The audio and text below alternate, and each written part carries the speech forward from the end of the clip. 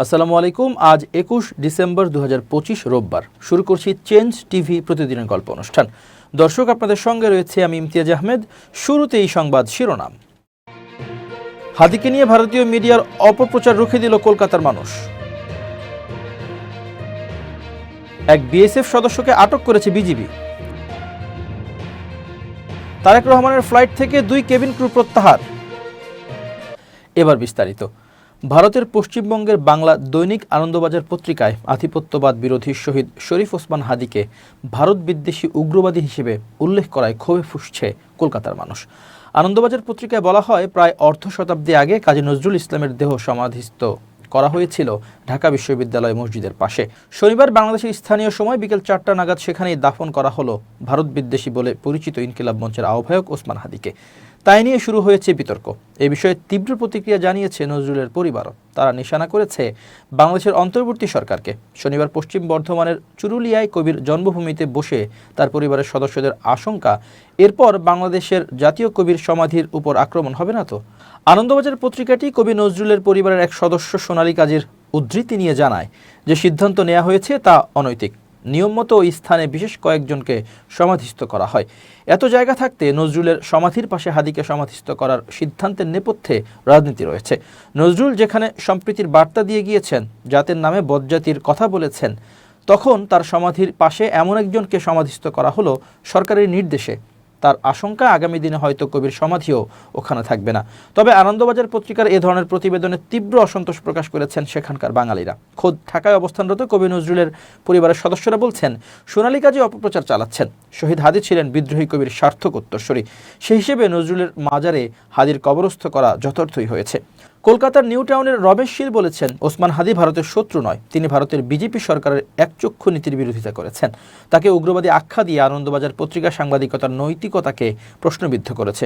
অন্যদিকে কলকাতার নিউ মার্কেটের কাপড় ব্যবসায়ী দীপন রায় বলেন, শহীদ হাদি আমাদের চেতনাকে জাগিয়ে দিয়েছে। তিনি বাঙালি জাতির প্রেরণা। তাকে হেয় করার জন্য আনন্দবাজার পত্রিকা যা করেছে তা ঘৃণ্য অপপ্রয়াস ছাড়া আর কিছুই নয়। অবিলম্বে বাংলাদেশ সরকারের কাছে আনন্দবাজার পত্রিকাটিকে ক্ষমা চাওয়ার আহ্বান জানিয়েছেন ব্যবসায়ী দীপন রায়। এদিকে রবীন্দ্র ভারতী বিশ্ববিদ্যালয়ের শিক্ষার্থী দীপান্বিত দীপ্তি জানান, প্রতিবাদী যুবক হাদির মধ্যে আমরা ক্ষুদিরামকে দেখতে পাচ্ছি, সুতরাং তাকে নিয়ে অপপ্রচার বরদাস্ত করা হবে না। ইনকিলাব মঞ্চের আহ্বায়ক শহীদ শরীফ ওসমান হাদির মৃত্যুতে বাংলাদেশ সরকার ও জনগণের প্রতি গভীর সমবেদনা জানিয়েছে ইসলামী প্রজাতন্ত্র ইরানের দূতাবাস। এক শোক বার্তায় তারা এই কঠিন সময়ে বাংলাদেশের মানুষের সঙ্গে সংহতি প্রকাশ করেছে এবং শান্তি ও স্থিতিশীলতা অব্যাহত থাকার প্রত্যাশা জানিয়েছে। এক শোক বার্তায় বলা হয়েছে, শরীফ ওসমান হাদির মর্মান্তিক মৃত্যুতে বাংলাদেশ সরকার ও জনগণের প্রতি গভীর সমবেদনা জানাচ্ছে ইরানের দূতাবাস। এই শোকাবহ ঘটনায় তারা গভীরভাবে দুঃখ প্রকাশ করেছে এবং কঠিন এই সময়ে বাংলাদেশের মানুষের পাশে থাকার অঙ্গীকার ব্যক্ত করেছে। দূতাবাসের পক্ষ থেকে শহীদ শরীফ ওসমান হাদির পরিবার, সহকর্মী এবং এই ঘটনায় ক্ষতিগ্রস্ত সবার জন্য সান্ত্বনা ও শক্তি কামনা করা হয়েছে। একই সঙ্গে বাংলাদেশের জনগণের জন্য শান্তি, স্থিতিশীলতা ও সমৃদ্ধি অব্যাহত থাকার আশাও প্রকাশ করা হয়েছে। লালমনিরহাটের পাটগ্রাম উপজেলায় সীমান্ত শূন্য রেখা অতিক্রম করে বাংলাদেশে প্রবেশ করায় ভারতীয় সীমান্তরক্ষী বাহিনী বিএসএফ এর এক সদস্যকে আটক করেছে বর্ডার গার্ড বাংলাদেশ বিজিবি। রোববার ভোরে দহগ্রাম আঙ্গুরপোতা সীমান্ত এলাকার বিওপি দায়িত্বপূর্ণ পিলার DAMP 1/7S এর কাছে ডাঙ্গাপাড়া নামক স্থানে এ ঘটনা ঘটে। আটক বিএমএফ সদস্যের নাম কনস্টেবল বেদ প্রকাশ। তিনি ভারতীয় অর্জুনবাড়ি ক্যাম্পের সদস্য। বিজিবি সূত্র জানায়, বিজিবির আঙ্গুরপোতা বিওপি টহল দল তাকে দ্রুত আটক করে এবং ক্যাম্পে নিয়ে যায়। আটক বিএসএফ সদস্যদের কাছ থেকে একটি শটগান, 2 রাউন্ড গুলি, একটি ওয়্যারলেস সেট এবং একটি অ্যান্ড্রয়েড মোবাইল ফোন জব্দ করা হয়েছে। আরও জানায়, ঘটনাটি নিয়ে উভয় দেশের সীমান্তরক্ষী বাহিনীর মধ্যে যোগাযোগ চলছে এবং আটক বিএসএফ সদস্যকে নিয়ে পরবর্তী কার্যক্রম প্রক্রিয়াধীন রয়েছে। সীমান্ত এলাকার বাসিন্দারা জানান, ভারত ও বাংলাদেশের একটি গরু পারাপারকারীদের দল সীমান্ত এলাকায় জড়ো হয়। তখন অর্জুনবাড়ি ক্যাম্পের বিএসএফ সদস্যরা তাদের তাড়া করে। এক পর্যায়ে তারা বাংলাদেশের প্রায় 300 গজ অভ্যন্তরে বাংলাদেশের এক ব্যক্তির বাড়িতে প্রবেশ করলে টহলরত বিজিবি দল তাদের ধরে ফেলে। বর্তমানে আটক ওই ভারতীয় বিএসএফ সদস্য দহগ্রাম 51 বিজিবি ব্যাটালিয়নের অধীনে রয়েছে। দহগ্রাম ইউনিয়নের বাসিন্দা রেজানুর রহমান রেজা বলেন, দহগ্রাম ভারত বেষ্টিত হওয়ার কারণে বিএসএফ সদস্যরা মাঝে মধ্যে বাংলাদেশে প্রবেশ করে। এর আগেও 2014 সালের নতুন চুক্তির দোহাই দিয়ে নোম্যান্স ল্যান্ডে কাঁটাতারের বেড়ায় উস্কানিমূলকভাবে বড় বড় মদের বোতল ঝুলিয়ে রেখেছিল। 51 BGB battalion sector commander lieutenant colonel Selim Al Din বলেন, বিএসএফের উচ্চ পর্যায়ে যোগাযোগ চলছে, বিস্তারিত আপনাদেরকে পরে জানানো হবে। বিএনপির ভারপ্রাপ্ত চেয়ারম্যান তারেক রহমান বিমান বাংলাদেশ এয়ারলাইন্সের যে ফ্লাইটে ঢাকা আসবেন সেটির দায়িত্বে থাকা 2 কেবিন ক্রুকে সরিয়ে নেওয়া হয়েছে। তারা হলেন জুনিয়র পার্সার মোহাম্মদ শওগাতুল আলম শওগাত ও ফ্লাইট স্টুয়ার্ডেস জিনিয়া ইসলাম। বিমান বাংলাদেশ এয়ারলাইন্সের দায়িত্বশীল একটি সূত্র বিষয়টি নিশ্চিত করেছে। সূত্র জানায়, তারেক রহমানের লন্ডন থেকে ঢাকায় ফেরার প্রেক্ষাপটে সংশ্লিষ্ট ফ্লাইটের নিরাপত্তা ও ভিআইপি ব্যবস্থাপনা বিবেচনায় এই সিদ্ধান্ত নেওয়া হয়েছে। তারেক রহমান আগামী 25 ডিসেম্বর ঢাকায় পৌঁছানোর কথা রয়েছে। বিমান সূত্রের তথ্য অনুযায়ী গোয়েন্দা প্রতিবেদনে উল্লিখিত রাজনৈতিক সংশ্লিষ্টতার ভিত্তিতেই ওই 2 কেবিন ক্রুকে ফ্লাইটের দায়িত্ব থেকে প্রত্যাহার করা হয়েছে। সামাজিক যোগাযোগ মাধ্যমে তা আওয়ামী লীগের একাধিক নেতার সঙ্গে ছবি ছড়িয়ে পড়ার পর বিষয়টি নিয়ে নতুন করে আলোচনায় আসে। অভিযোগ রয়েছে, তারা নিয়মিতভাবে সাবেক সংসদ সদস্য শেখ সেলিমের ফ্লাইট পরিচালনার দায়িত্বে ছিলেন। এদিকে তারেক রহমানকে বহনকারী বিমান বাংলাদেশ এয়ারলাইন্সের BG-202 ফ্লাইটটি বুধবার সন্ধ্যায় যুক্তরাজ্যের লন্ডনের হিথ্রো বিমানবন্দর থেকে ঢাকার উদ্দেশ্যে রওনা হওয়ার কথা রয়েছে। ওই ফ্লাইটে তারেক রহমানের পরিবারের সদস্যদের পাশাপাশি বিএনপির শীর্ষ পর্যায়ের একাধিক নেতাও থাকার কথা। বিমান সূত্র আরও জানায়, গোয়েন্দা প্রতিবেদনে ওই 2 কেবিন ক্রুর রাজনৈতিক সংশ্লিষ্টতা ছাড়াও ভিআইপি যাত্রীর নিরাপত্তা নিয়ে সম্ভাব্য ঝুঁকির বিষয়টি উল্লেখ করা হয়। এসব বিবেচনায় তাদের ফ্লাইট দায়িত্ব থেকে সরিয়ে নেওয়া হয়েছে। পরবর্তীতে ওই ফ্লাইটে জুনিয়র পার্সার মোস্তফা এবং ফ্লাইট স্টুয়ার্ডেস আয়াতকে অন্তর্ভুক্ত করা হয়েছে বলে জানিয়েছে বিমানের একটি ফ্লাইট সার্ভিস বিভাগ। এর আগে একই ধরনের সিদ্ধান্তের নজির রয়েছে। গত 2 মে বিএনপি চেয়ারপারসন খালেদা জিয়ার একটি ফ্লাইট থেকেও গোয়েন্দা প্রতিবেদনের ভিত্তিতে আল কুবরুন নাহার কসমিক ও মোহাম্মদ কামরুল ইসলাম রিপন নামের 2 কেবিন ক্রুকে দায়িত্ব থেকে সরিয়ে দেওয়া হয়েছিল। সে সময়ও ভিআইপি যাত্রীর নিরাপত্তা এবং রাজনৈতিক সংশ্লিষ্টতার বিষয়টি কারণ হিসেবে উল্লেখ করা হয়েছিল। নিরাপত্তাজনিত কারণ দেখিয়ে রোববার থেকে ভিসা কার্যক্রম বন্ধ ঘোষণা করেছে চট্টগ্রামের খুলশীতে অবস্থিত ভারতীয় সহকারী হাইকমিশন। হাইকমিশনের ভারতীয় ভিসা আবেদন কেন্দ্রের ওয়েবসাইটে এ সংক্রান্ত একটি বিজ্ঞপ্তি প্রকাশ করা হয়। বিবৃতিতে বলা হয়, সাম্প্রতিক নিরাপত্তা ঘটনার পরিপ্রেক্ষিতে চট্টগ্রামে ভারতীয় ভিসা সংক্রান্ত সব কার্যক্রম 21 ডিসেম্বর থেকে পরবর্তী নির্দেশ না দেওয়া পর্যন্ত স্থগিত থাকবে। পরিস্থিতি পর্যালোচনার পর ভিসা কেন্দ্র পুনরায় চালু করার বিষয়ে ঘোষণা দেওয়া হবে বলেও জানানো হয় বিবৃতিতে। এর আগে গত বুধবার নিরাপত্তা পরিস্থিতি নিয়ে শঙ্কা জানিয়ে দুপুর 2টা থেকে ঢাকার যমুনা ফিউচার পার্কে ভারতীয় ভিসা সেন্টার বন্ধ রাখা হয়। এদিন দুপুর 3টার দিকে জুলাই ঐক্যের ব্যানারে মার্চ টু ইন্ডিয়ান হাইকমিশন কর্মসূচি পালনের ডাক দেয় বিক্ষুব্ধরা। শেখ হাসিনা সহ জুলাই গণহত্যাকারীদের ফিরিয়ে দেওয়া সহ নানা দাবিতে রামপুরা ব্রিজ থেকে ভারতীয় হাইকমিশনের দিকে পদযাত্রা শুরু করেন তারা। তবে ভারতীয় হাইকমিশনের পক্ষ থেকে নিরাপত্তা শঙ্কা জানানো এবং হাইকমিশনের কর্মকর্তাদের নিরাপত্তা নিশ্চিতের জোর দাবি আমলে নিয়ে পদযাত্রাটি বাড্ডাতে আটকে দেয় পুলিশ। এর পরদিন বৃহস্পতিবার সকাল 9টা থেকে আইভ্যাক জেএফপির নিয়মিত ভিসা কার্যক্রম ফের চালু হয়। দিল্লিতে বাংলাদেশ হাইকমিশনের বাংলাদেশ ভবনের গেটে এসে উগ্র আচরণ ও হুমকি দেওয়ার ঘটনা ঘটেছে। জানা গেছে, শনিবার রাতে কয়েকজন ভারতীয় নাগরিক সেখানে চিৎকার চেঁচামেচি করে বাংলাদেশের হাইকমিশনার রিয়াজ হামিদুল্লাহকে হুমকি দেন। এ বিষয়ে জানতে চাইলে দিল্লিতে বাংলাদেশের প্রেস মিনিস্টার মোহাম্মদ ফয়সাল মাহমুদ গণমাধ্যমকে বলেন, শনিবার রাত 8:30 থেকে 8:45-র মধ্যে 3টি গাড়িতে করে কয়েকজন ব্যক্তি বাংলাদেশ ভবনের গেটের সামনে এসে চিৎকার চেঁচামেচি করেন। তারা বাংলা ও হিন্দিতে কথা বলছিলেন।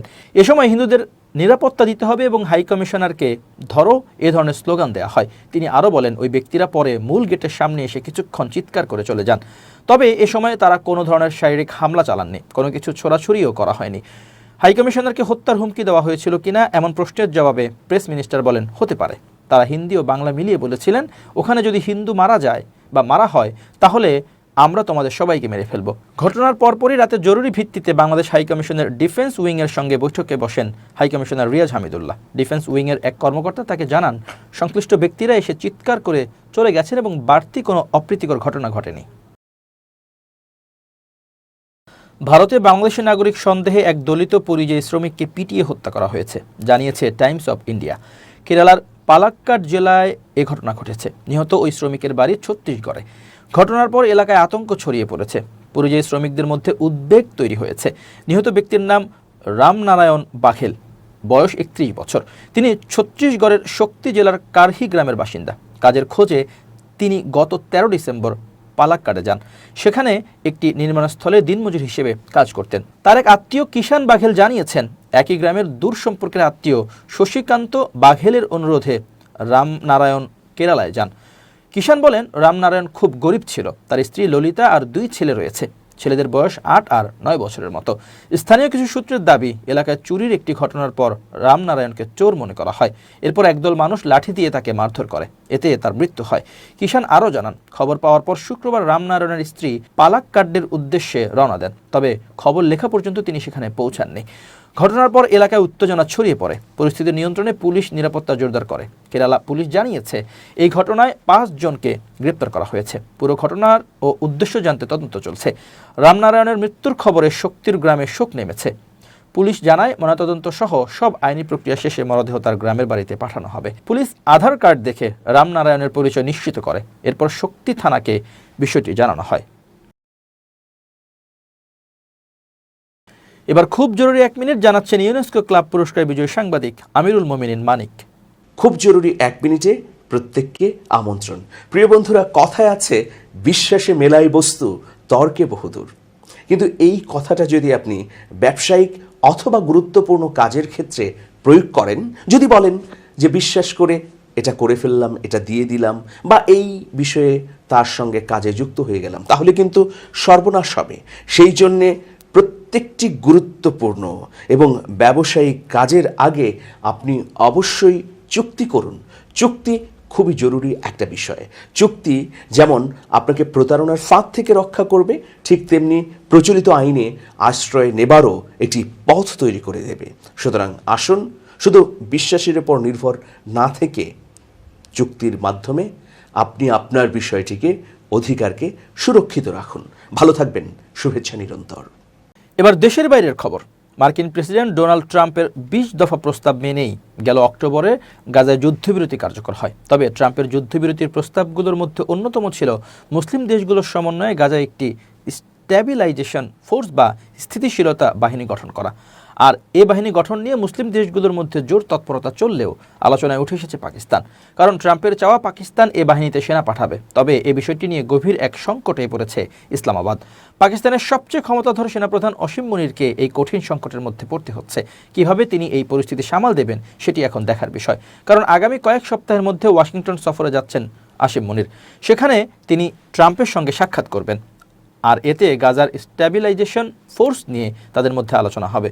আসিম মুনির ট্রাম্পের সঙ্গে ঘনিষ্ঠ সম্পর্ক গড়ে তুলেছেন, যা ওয়াশিংটন ও ইসলামাবাদের মধ্যে দীর্ঘদিনের অবিশ্বাস দূর করতে সাহায্য করছে। গত জুন মাসে তাকে হোয়াইট হাউসে লাঞ্চের জন্য আমন্ত্রণ জানানো হয়, যা ছিল এক বিরল ঘটনা। পাকিস্তান পারমাণবিক অস্ত্র সম্পন্ন একমাত্র মুসলিম দেশ। দেশটির সেনাবাহিনী যুদ্ধে পাকা। তারা এ পর্যন্ত 3 বার বড় প্রতিদ্বন্দ্বী ভারতের সঙ্গে যুদ্ধ করেছে। গেল মে মাসেও দেশ দুটি সংঘর্ষে লিপ্ত হয়। এছাড়া দেশটির সেনাবাহিনী দেশের প্রত্যন্ত অঞ্চলে বিদ্রোহ দমন করছে। পাশাপাশি তারা চরমপন্থীদের বিরুদ্ধেও যুদ্ধে লিপ্ত রয়েছে। আর এজন্যই ট্রাম্পের চোখ এখন পাকিস্তানের দিকে। এই অবস্থার মধ্যে গত কয়েক সপ্তাহে আসিম মুনির ইন্দোনেশিয়া, মালয়েশিয়া, সৌদি আরব, তুরস্ক, জর্ডান, মিশর ও কাতারের মতো দেশগুলোর সামরিক ও বেসামরিক কর্মকর্তার সঙ্গে দেখা করেছেন বলে দেশটির সেনাবাহিনী জানিয়েছে, যার উদ্দেশ্য ছিল গাজায় স্থিতিশীলতা বাহিনী গঠন নিয়ে আলোচনা।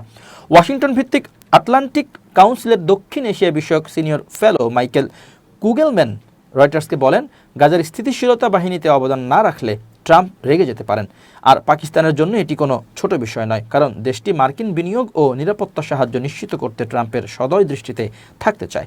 কিন্তু বড় উদ্বেগ হলো, যুক্তরাষ্ট্র সমর্থিত পরিকল্পনার অধীনে পাকিস্তানি সেনাদের গাজায় অংশগ্রহণ পাকিস্তানের ইসলামপন্থী দলগুলোকে নতুন করে উস্কে দিতে পারে। এসব দল যুক্তরাষ্ট্র ও ইসরায়েল বিরোধী। প্রিয় দর্শক, শেষ করছি চেঞ্জ টিভির প্রতিদিনের গল্প অনুষ্ঠান।